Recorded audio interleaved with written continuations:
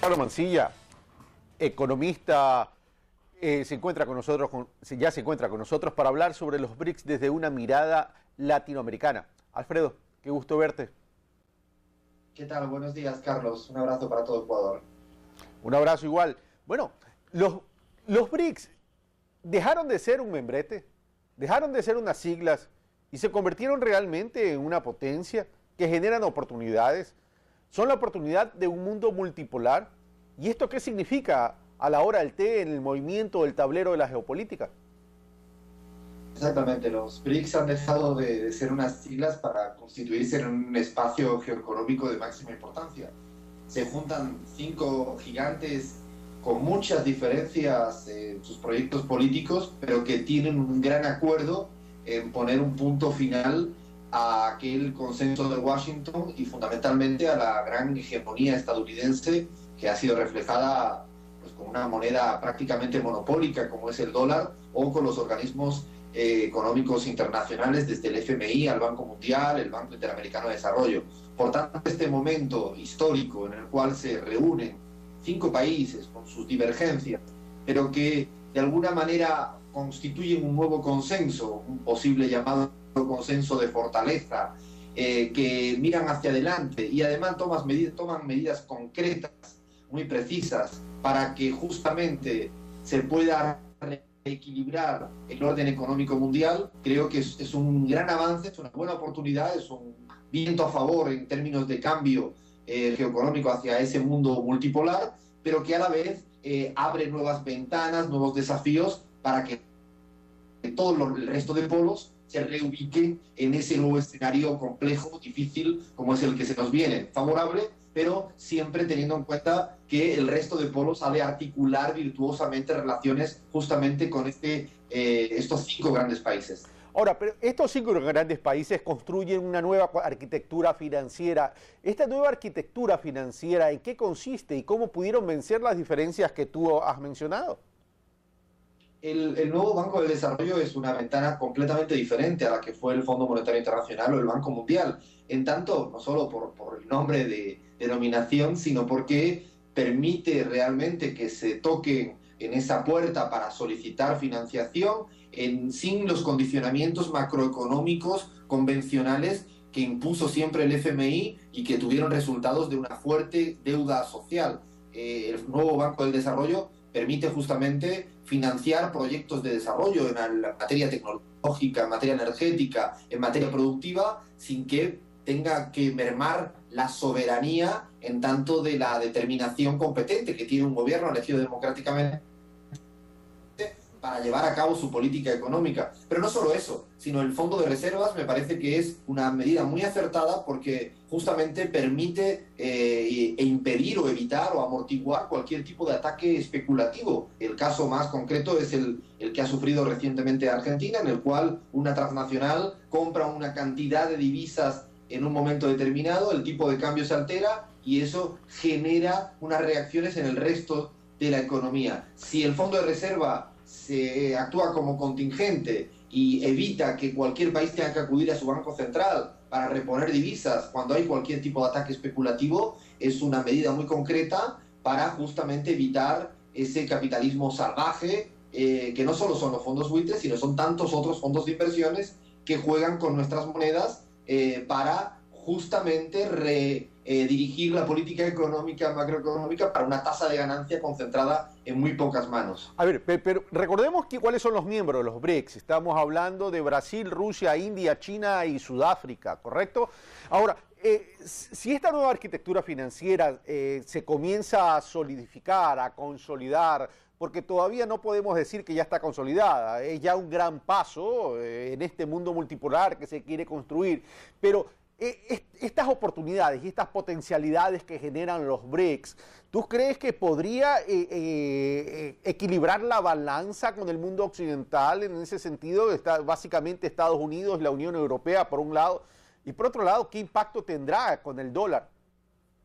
Exactamente, creo que no podemos decir que hay un reequilibrio completo, creo que son pasos que se han ido dando, creo que hay un proceso de aceleración de esa transición geoeconómica desde el 2007, después de la llamada crisis financiera internacional, Y son pasos grandes porque se van reuniendo y además se reúnen estos 5 países, pero lo importante es que van tejiendo alianzas sin pasar por el norte. Ahora con América Latina, el año pasado la cumbre se celebró en África. Por lo tanto, creo que sí se van dando pasos hacia adelante, pero evidentemente la relevancia y la importancia de tanto de Estados Unidos y de Europa como bloque hegemónico no cae en un día, son procesos largos, lentos, pero sí hay datos interesantes que reflejan cómo se va dando esta transición. El dólar, por ejemplo, ha dejado de pasar del 80% de la moneda principal como acumulación de reservas a nivel mundial para pasar a ser un 60%.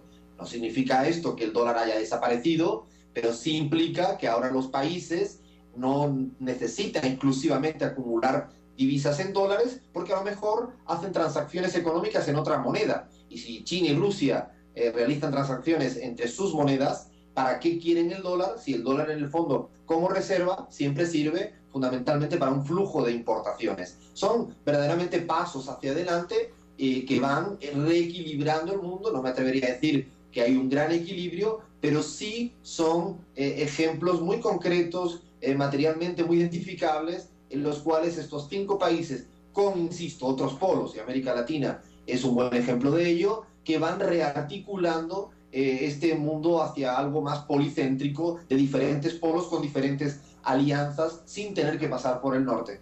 Ahora, pero este movimiento de la geopolítica no es como el de antes, ¿no? El movimiento de la política, de la geopolítica antes era poderío militar más poderío económico. Ahora el tema pasa es más que nada por el poderío económico. Pero si revisamos un poco, Rusia y China son los más interesados en entrar a Latinoamérica y el Caribe. ¿Cuál es el propósito? El propósito es convertirse en grandes aliados de Latinoamérica, aprovechando las oportunidades que éstas puedan tener para el desarrollo, para entrarle a América sin pasar por el norte.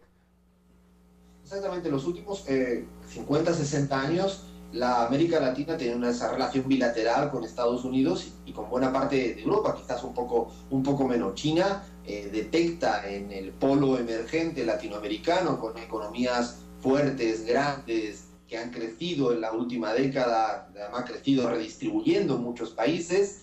China en la última década, un dato muy fuerte es que ha multiplicado su comercio con América Latina por 22 veces en una década. Y Rusia detecta esto quizás un poco tardíamente, después de sentir ciertos golpes de las amenazas de Estados Unidos, y intenta ubicarse también en una relación más privilegiada con una región fuerte. Creo que hay todavía grandes posibilidades hacia el futuro de complementariedad entre China, Rusia y América Latina.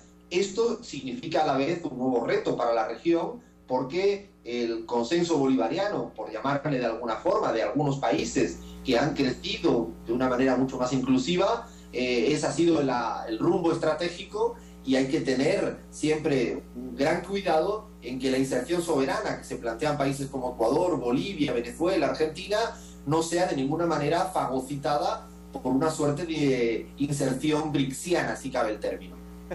Ahora, el tema es el siguiente.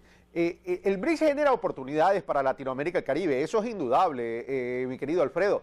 El tema es, pero Latinoamérica y el Caribe lo que ha hecho es crear y construir organismos, pero organismos en membrete también, organismos sin ningún tipo de articulación. Esto va a apresurar por fin una UNASUR mucho más pragmática, una UNASUR mucho más efectiva, una CELAC que va a dejar de ser intención para convertirse en algo real. Sí, realmente, como bien planteas, yo creo que hay un proceso interesante en esta década de ir articulando, es un proceso lento, donde es difícil a veces conciliar intereses de transformaciones nacionales con una arquitectura supranacional. Me parece que se ha avanzado mucho, si bien probablemente uno hubiera querido a una mayor velocidad. Este momento, por ejemplo, en el caso del Banco del Sur, no se puede quedar simplemente como unas siglas y de la mano o escondido bajo el gran paraguas del Banco del Desarrollo. El Banco del Sur debería ser o debería tener una gran alianza y articular los mecanismos para seleccionar aquellos actividades, aquellos proyectos de desarrollo que se tienen que financiar en América Latina. El Fondo de Reservas, UNASUR, ya determinó hace años justamente que era necesario este fondo de reserva, este fondo de contingencia en una cumbre que hubo en Buenos Aires.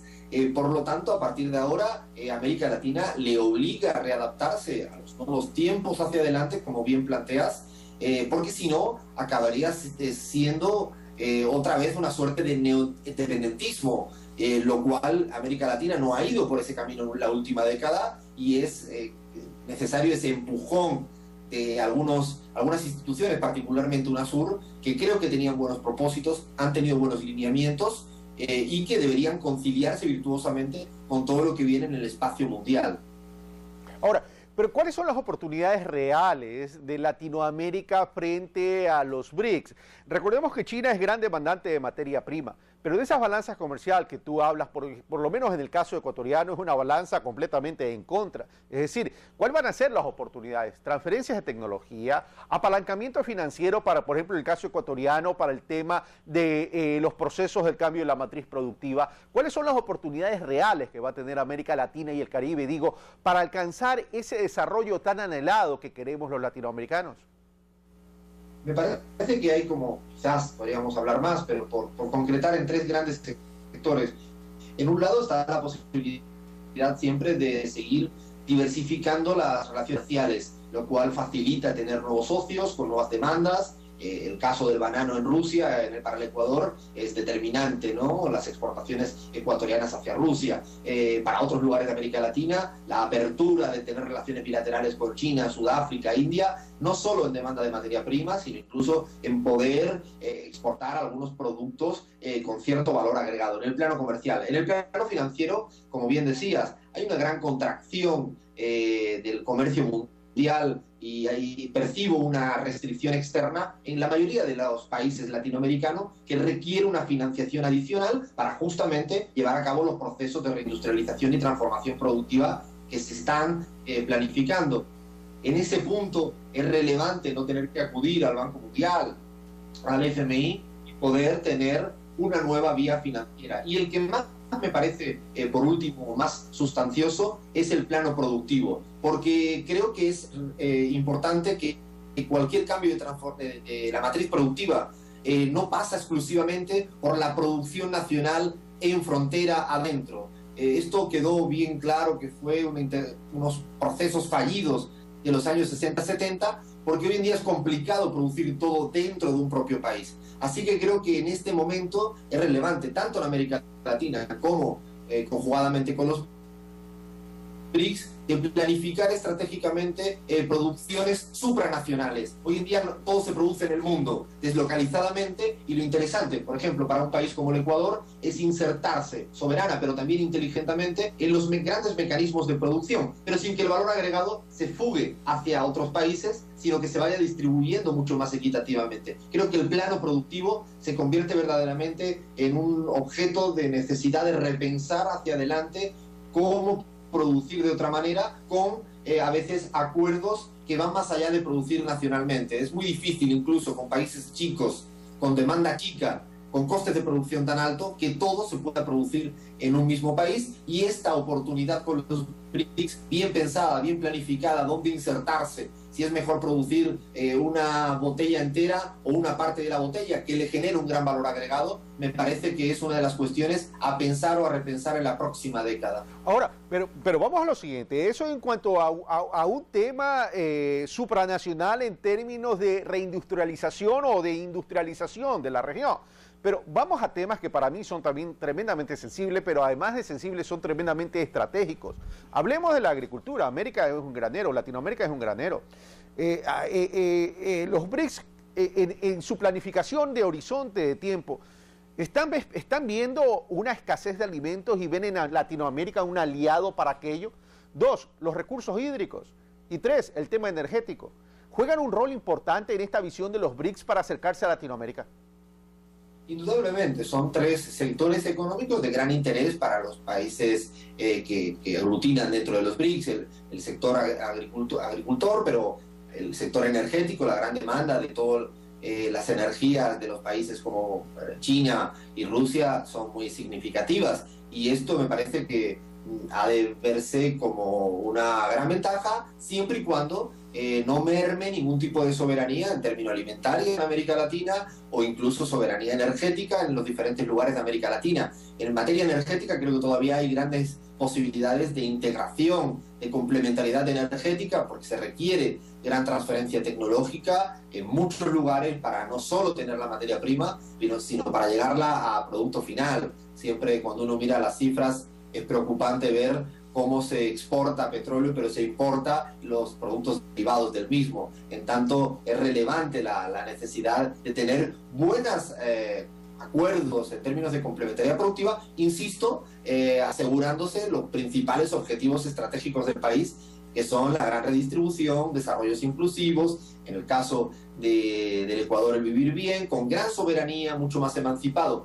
En el tema agricultor me parece también que es importante tener en cuenta que además hay una nueva demanda de productos agroindustriales en América Latina, fundamentalmente gracias a una redistribución positiva, un reemplazamiento positivo de mucha mayoría, que afortunadamente pueden llegar a consumir un poco mejor y demandar otro tipo de productos. Es ahí también donde me parece que hay un gran desafío, una gran oportunidad, una obligación de muchos lugares en la región para centrarse en eso y quizás ahí sí buscar aquellos mecanismos en los cuales puedan tener alianzas, siempre que no haya una transferencia de valor hacia afuera, porque si no sería vaciar realmente el potencial de valor agregado que se generaría en la región. A eso voy, mi querido Alfredo. A ver, vamos a lo siguiente.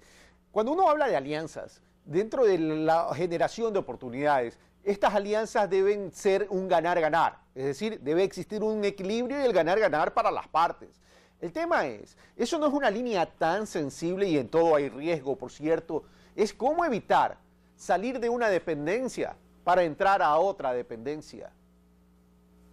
Sí, yo creo que un modelo que se ha venido estableciendo probablemente en esta primera década para muchos lugares, esa win-win, ese ganar-ganar, me parece que no ha ido mal, porque hay que tener en cuenta también que los procesos estos están en grandes fases de transición.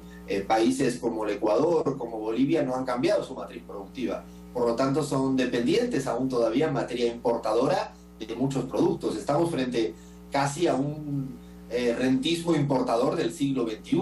Estos países siguen importando productos industrializados porque, afortunadamente, gracias a políticas acertadas, han incluido a buena parte de la población en unos niveles de consumo que no son satisfechos por oferta nacional. Hay que observar que estamos en diferentes etapas. Es erróneo, a mi punto de vista, entender que los procesos latinoamericanos han llegado a un punto de consolidación irreversible que le permiten justamente no tener ninguna relaciones de dependencia con nadie. Me parece que no sería ni correcto ni de la real economía. Es verdaderamente un proceso de transición y en ese proceso que se abre hacia adelante en transición, verdaderamente hay que ser muy vigilantes en tanto no se genere un neocoloniaje hacia estos BRICS. La idea de reequilibrar o de aprovechar esa diferencia de polos económicos es para aprovechar justamente, pero no caer en un nuevo norte. Es mucho más importante que haya transferencias tecnológicas, hay que reducir esa brecha tecnológica, que es una forma